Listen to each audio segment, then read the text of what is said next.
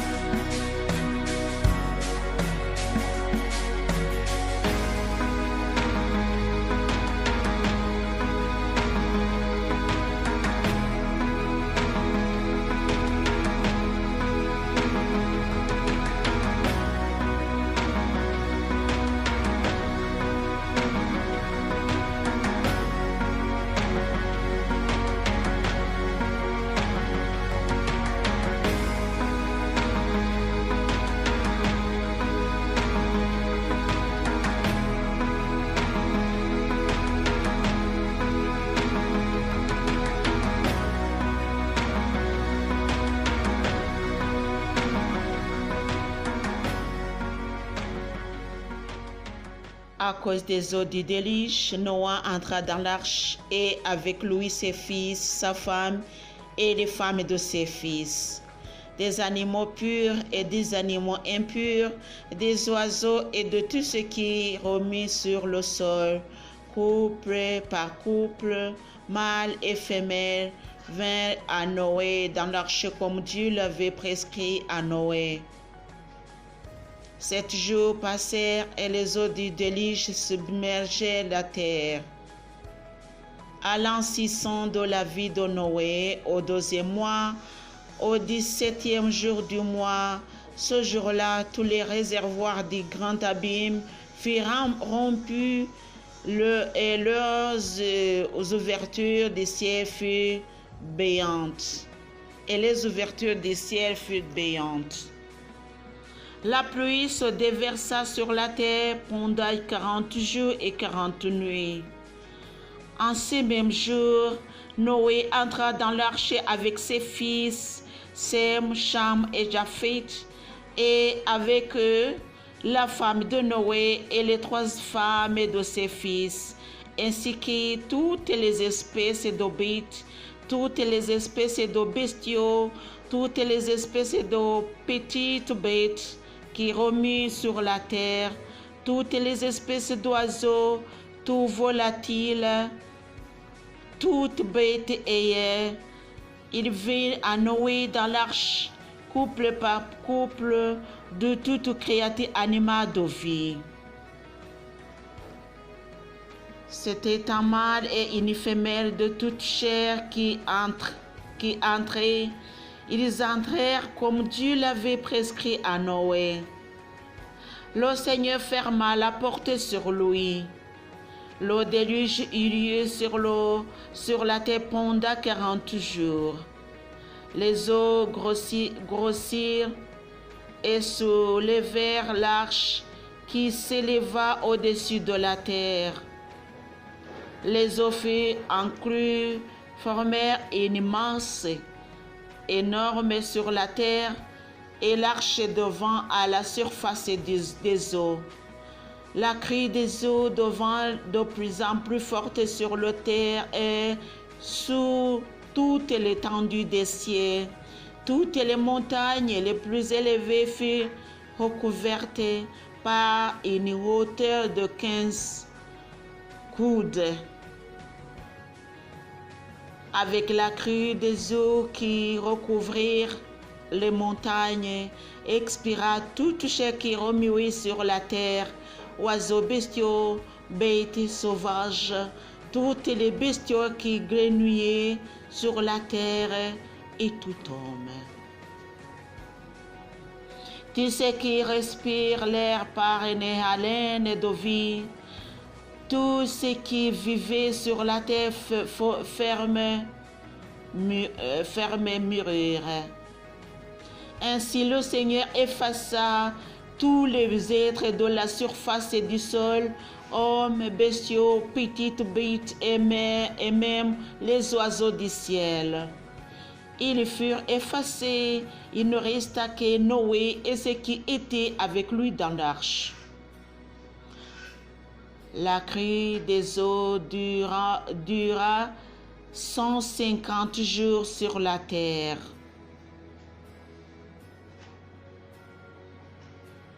Chers amis, nous allons continuer avec le chapitre 8. Avec le chapitre 7, nous avons vu le fléau et comment ça a été terrible.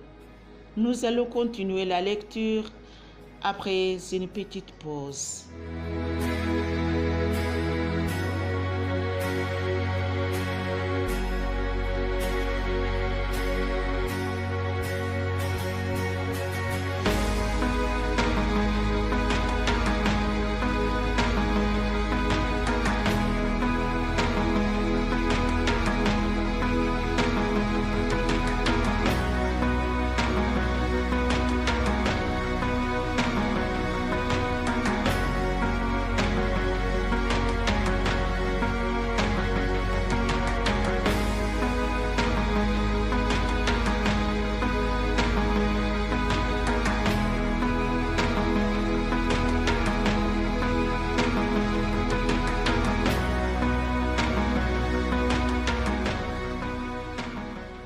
Dieu se souvient de Noé, de toutes les bêtes et de tous les bestiaux qui étaient avec lui dans l'arche.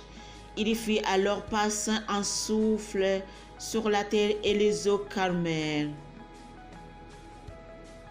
Les réservoirs de l'abîme se fermèrent, ainsi que les ouvertures du ciel. La pluie fit retenir au ciel, et les eaux se retirèrent de la terre par un reflux. Au bout de 150 jours, les eaux diminuèrent, et au 7e mois, le 17e jour du mois, l'arche reposa sur le mont Ararat. Les eaux continuaient à diminuer jusqu'au 10e mois. Le 10e mois, au 1er jour, les cimes des montagnes apparurent. Or, au bout de 40 jours, Noé ouvrit la fenêtre de l'arche qu'il avait faite. Il y lâcha le corbeau qui s'envola, allant et revenant jusqu'à ce que les eaux découvrent la terre ferme.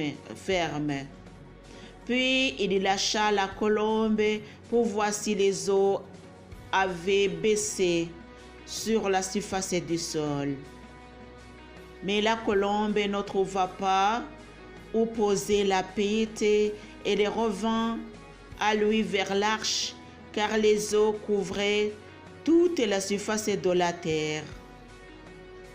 Il tendit la main et la prit pour la faire entrer dans l'arche. Il attendit encore 7 jours et lâcha à nouveau la colombe hors de l'arche. Sur le soir, elle revint à lui et voilà qu'elle avait au bec un frais rameau d'olivier. Noé sut ainsi que les eaux avaient baissé sur la terre. Il attendit encore 7 autres jours et lâcha la colombe qui ne revint plus vers lui. Or, En l'an 601, au premier jour du premier mois, les eaux découvrirent la terre ferme. Noé retira le toit de l'arche et vit alors que la surface du seau était ferme. Au deuxième mois, le 27e jour du mois, la terre était sèche. Dieu dit à Noé, sors de l'arche, toi, ta femme, tes fils et les femmes de tes fils avec toi. Toutes les bêtes qui sont avec toi, de tout ce qui est chair en fait d'oiseaux, bestiaux, toutes les petites bêtes qui remuent sur la terre, fais-le sortir avec toi et qu'il grenouille sur la terre, qu'il soit fécond et prolifique sur la terre. Noé sortit et avec lui ses fils, sa femme et les femmes de ses fils. Toutes les bêtes, toutes les petites bêtes, tous les oiseaux et tout ce qui remue sur la terre sortirent de l'arche par famille. Conclusion. Noé éleva un autel pour le Seigneur. Il y prit de tout bétail pur, de tout oiseau pur, et il offrit des holocaustes sur l'autel. Le Seigneur respira le parfum apaisant et se dit en lui-même, je ne maudirai plus jamais le sort à cause de l'homme. Certes, le cœur de l'homme est porté au mal de sa jeunesse, mais plus jamais je ne frapperai tous les vivants comme je l'ai fait. Tant que la terre durera, sommeil et moisson, froid et chaleur, été et hiver, jour et nuit, jamais ne cesseront. Telle est la parole de Dieu.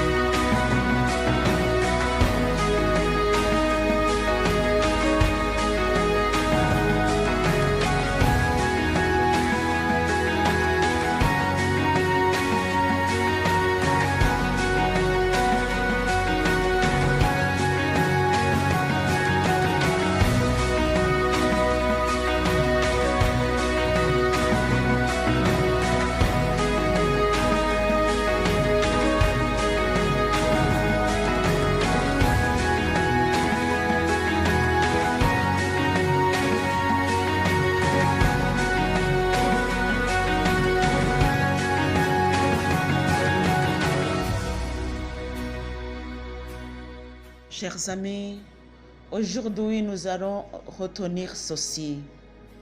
À cause du péché de l'homme, Dieu a puni la terre, tout ce qui vivait, tout ce qui respirait de la laine a été puni à cause du péché de l'homme.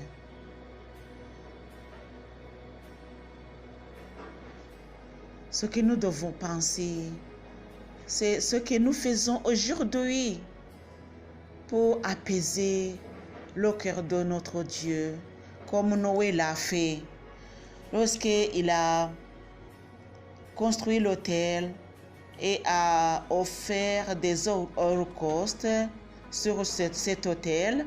Le Seigneur a respiré le parfum apaisant et se dit en lui-même. Il a fait la promesse en lui-même à cause du parfum de cette offrande. Chers amis, qu'est-ce que nous offrons au Seigneur aujourd'hui pour lui apaiser? Si nous voyons autour de nous, nous voyons comment la terre devient pure, devient plus mauvais. Je dirais même que ça va de mal en pire.